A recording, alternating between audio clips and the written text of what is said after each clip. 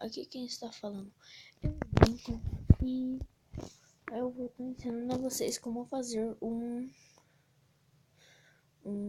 canhão para você voar para cima. Só que você tem que tá com a armadura de Dima e um balde de água na mão para fazer MDG, entenderam? Então vai fazer da seguinte forma: vocês vão fazer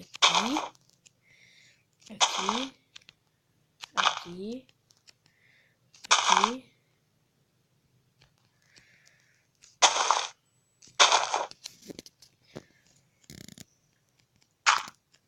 assim, vai ficar assim. Vocês vão precisar da água,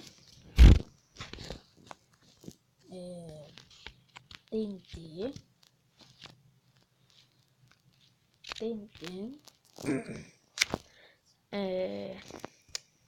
cadê? Redstone e um botão. Então você vai colocar água aqui no meio, a dinamita aqui, dinamita aqui, menos no meio. Daí você vai rodear ela de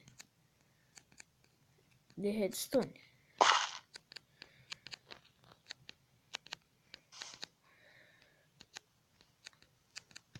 Assim, vai assim.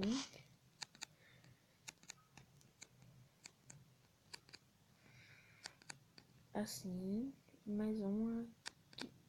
Aí, agora vocês vão colocar uma madeira aqui e o botão aqui, certo? E daí vocês vão ficar aqui. Daí vocês vão apertar daqui o botão. Ele vai acender, vocês vão ficar pulando assim, ó. E daí vai explodir e você vai voar pra cima. E pronto, esse foi o vídeo. Se vocês gostaram, deixa o like, se inscreva no canal e comentem lá quem quer que eu divulgue o canal, beleza? Falou, tchau. Fiquem com Deus.